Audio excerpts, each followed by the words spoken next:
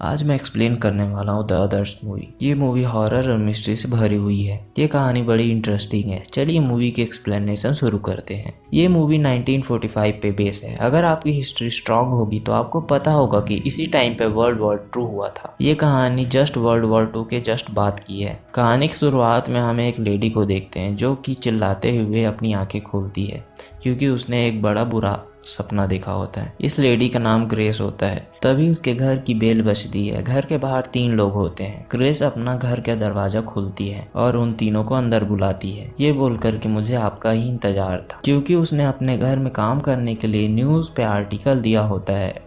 Grace को लगता है कि ये लोग न्यूज़ आर्टिकल देखकर ही आए होंगे। ग्रेस उन्हें अंदर बुलाती है और उनके नाम पूछती है। इनका नाम बर्था होता है, ये लीडिया होती है और ये एडमंड टर्टल होते हैं। ग्रेस लीडिया से पूछती है, क्या तुम घर का काम संभाल पाओगी? तब बर्था ग्रेस को बोलती है कि आप लीडिया के चेहरे पर मत जाइए मैम, ये उम्र में भले ही कम लगे पर ये घर का काम संभाल लेगी। आप सोच रहे होंगे कि लीडिया से पूछे गए सवाल का जवाब बर्था क्यों दे रही है, और यहाँ पे हमें पता चलता है कि लीडिया गूंगी होती है। अब ग्रेस उन तीनों को घर दिखाने लगती है और बोलती है यहाँ बहुत काम है, क्योंकि यहाँ पर काम करने वाले पुराने नौकर अचानक कहीं चले गए और अपना वेतन भी लेने नहीं आए। अब ग्रेस उन तीनों को घर के रूल्स बताती है कि इस घर में पहले दरवाजे को बंद किए बिना दूसरे दरवाजे को नहीं खोलना है।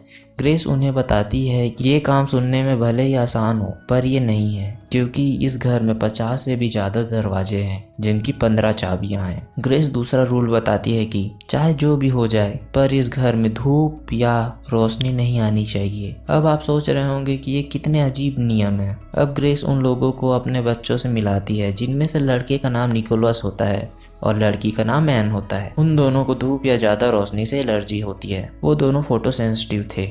इसका मतलब ज्यादा धूप या रोशनी के कारण इनकी त्वचा जलने लगती थी। अगले सीन में हम देखते हैं कि बर्था एन और निकोलस को नाश्ता खिला रही होती है। तभी एन बर्था से पूछती है कि आप भी हमें छोड़कर चली जाएंगी, जैसे यहाँ पर पहले काम करने वाले हमें छोड़कर चले गए। इस बात पर बर्था बोलती है कि बिल्कुल नहीं। निकोलस बोलता है ठीक पापा की तरह। फिर एन निकोलस को बोलती है कि पापा वापस आएंगे। हमें यहाँ पे पता चलता है कि उनके पापा युद्ध में गए हैं, पर युद्ध खत्म हो चुकी थी, फिर भी वो वापस नहीं आए थे और उनके साथ हादसा हो गया। बर्था पूछती है कि क्या हादसा? एन बताती है कि मेरी माँ पागल हो गई थी। तभी वहाँ उनकी माँ ग्रेस आ जाती है और बर्था को दूसरे कमरे में बात करने के लिए बुलाती है और बर्था को बताती है कि यहाँ आमतौर पर पोस्टमैन बुधवार को आता है। मैंने लेटर बॉक्स चेक किया और मुझे ये लेटर मिला। आपको पता है ये क्या है? ये नौकरों के लिए इश्तेहार है जिसे प्रेस में होना चाहिए था। अगर ये इश्तेहार प्रेस में छपा ही नहीं तो आपको कैसे पता चला कि यहाँ नौकरों की जरूरत है? तब बर्था बोलती है कि मैं आपको यही बताने वाली थी कि दरअसल हम यहाँ आपसे काम मांगने ही आए थे। बर्था बताती है कि हम लोग यहाँ पहले भी काम कर चुके हैं। आपके पहले जो इन घरों में रहते थे हम उनके लिए काम करते थे। ग्रेस उन तीनों को यहाँ काम करने की अनुमति दे देती है। अब अगले सीन में हम देखते हैं कि ग्रेस अपने दोनों बच्चों को अलग अलग रूम में स्टडी करने के लिए बोलती है ताकि वो एक दूसरे को डिस्टर्ब ना कर सके, और ग्रेस लिविंग रूम में चली जाती है। अभी ग्रेस को एक बच्चे की रोने की आवाज आती है और ग्रेस निकोलस के पास जाती है क्योंकि उसे लगता है कि निकोलस रो रहा है। निकोलस बोलता है कि मैं नहीं रो रहा, ये मेरी आवाज नहीं है। तब ग्रेस अपनी बेटी एन के पास जाती है और पूछती है कि क्या तुम रो रही थी? तब एन बताती है कि यहाँ पर एक बच्चा आया था, वो रो रहा था, उसने अपना नाम विक्टर बताया। ग्रेस को एन की बात पर विश्वास नहीं होता। ग्रेस एन से बोलती है कि कोई बंद दरवाजे से कैसे आ जा सकता है। तब ग्रेस देखती है कि दरवाजा खुला हुआ है। अब ग्रेस बर्था को बुलाकर डांटती है कि तुम ऐसी लापरवाही कैसे कर सकती हो। ग्रेस को लगता था कि बर्था ने ही दरवाजा बंद करना भूल गई होगी क्योंकि बर्था के पास ही कमरे की चाबियां होती है, पर बर्था बोलती है कि मैं सारा टाइम हॉल में थी। अब अगले सीन में हम देखते हैं कि रात हो चुकी है और एन और निकोलस अपने कमरे में सो रहे हैं। एन निकोलस को जगाती है और खुले हुए खिड़की के पर्दों को दिखाती है।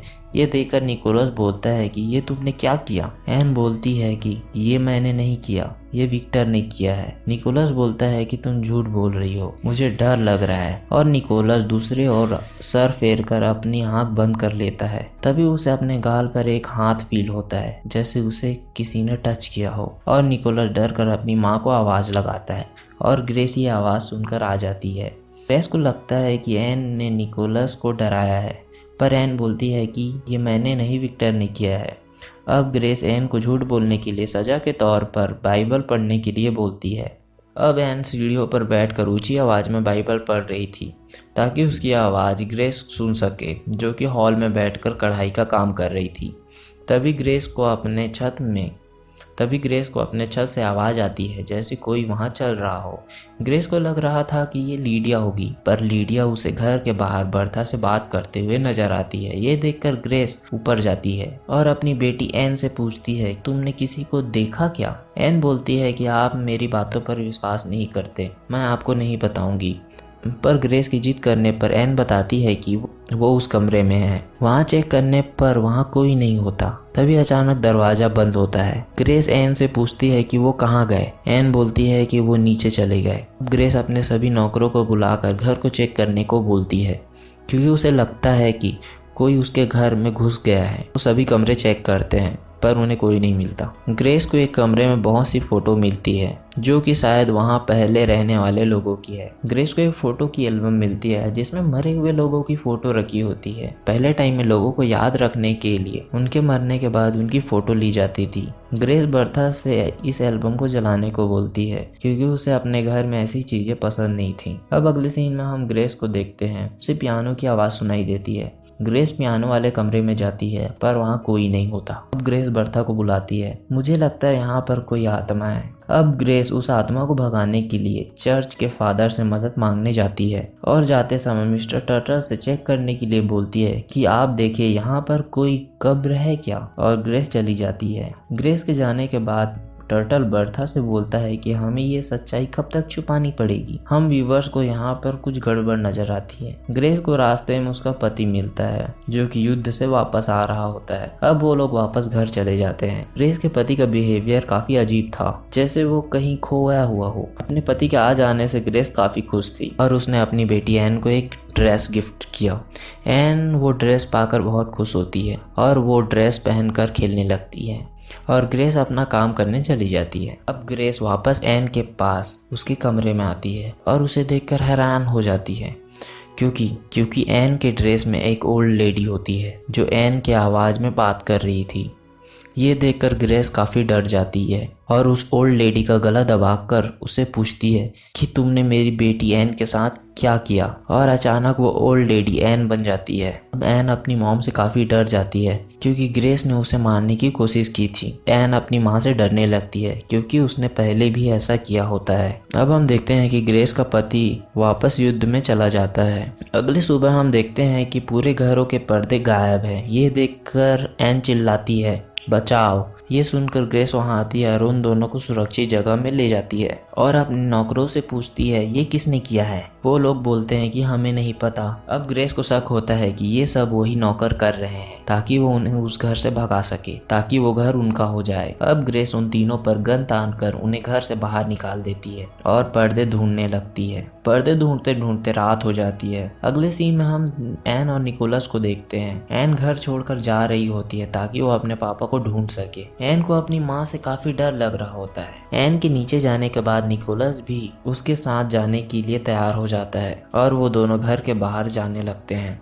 अगले सीन में हम ग्रेस को देखते हैं जिसे पर्दे तो नहीं मिलते पर उसे एक तस्वीर मिलती है जिसमें बर्था, मिस्टर टर्टल और लीडिया होते हैं। ये तस्वीर वही होती है जो लोगों के मरने के बाद ली जाती थी।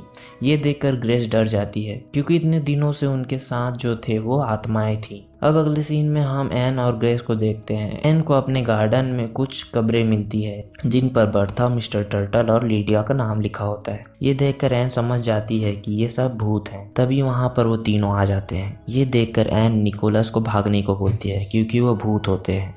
ये देखकर निकोलस चिल्लाता है।